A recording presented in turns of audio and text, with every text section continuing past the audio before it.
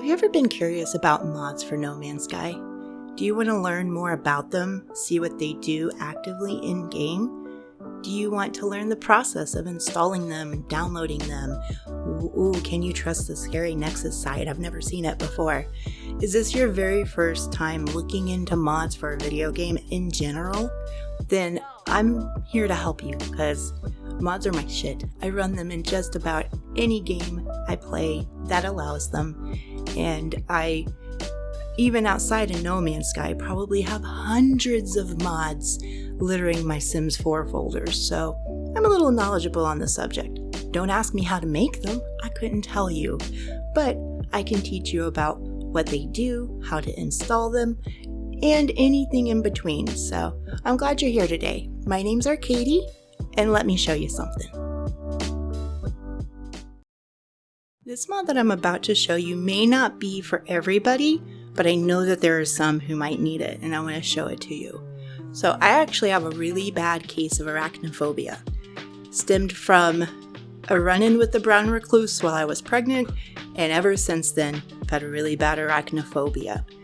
Obviously, that will affect me when I'm playing video games sometimes. Anything spider-like, even stupid snow crabs from Animal Crossing can really mess with me. So there's a creator who goes by either Babscool or Babscooly.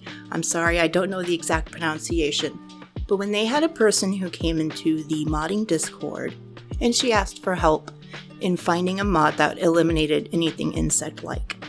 So Babs, sorry, I'm just going to call you Babs, created the Anti-Phobias mod, which is eliminates anything insect-like in the game.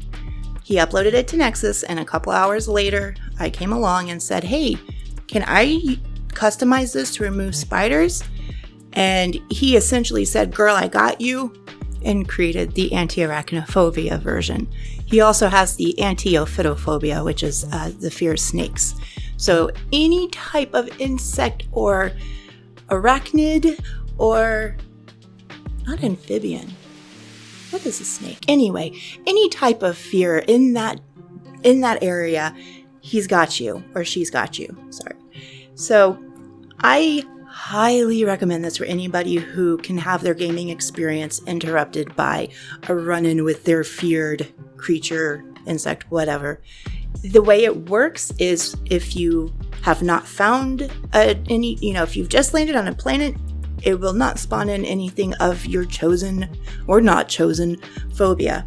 But if you have already scanned something and discovered it on a planet, when you go back into your discoveries, it will be shown as extinct. It's that simple. It works if you go on Game Pass for PC. If you go from there to Xbox console, it still works. It is just my must-have, will not play without mod at this point. So, Babscool, thank you so much for this one. Are you a little bit tired of the same green, blue, pink, red, sand colored planets that you've probably seen a million times? You want a little bit of variation, a little bit of something new without any dramatic changes to the planet terrain or your multiplayer experience or your bases that you might have put a ton of work into, then I would really suggest taking a look at Dud Sky Colors.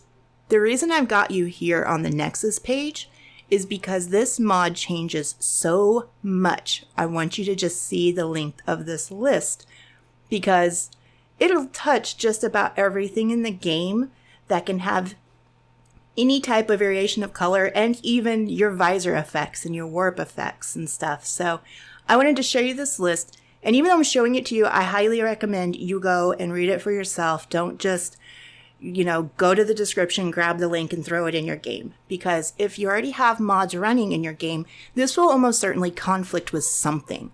Like, for instance, I don't use the visor effects or the warp effects because I have mods that uses those as well as the colors.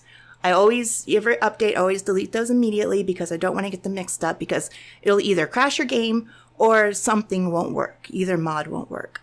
So I wanted to show you the way this game or this mod runs in game, but that's hard to do in just a normal fashion of sitting down, playing the game, and talking over it. So I've put together a little montage that I wanted to share because it's also fun and I enjoy making montages. So you might want to get used to those. That shows the different examples of the vanilla game and the modded game. So why don't you go ahead and take a look at that, and I'll be back.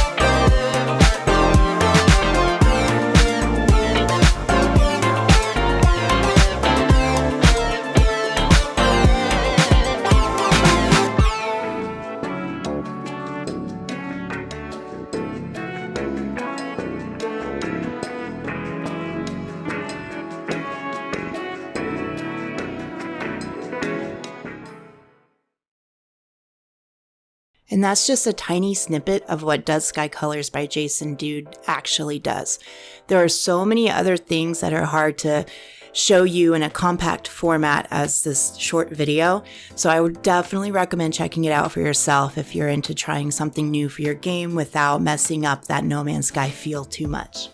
So I just want to say thank you for joining me today in this first video that I'm releasing. It has been a trial and error process to figure out what works best for me, how my equipment should be set up, what editing softwares I want to use.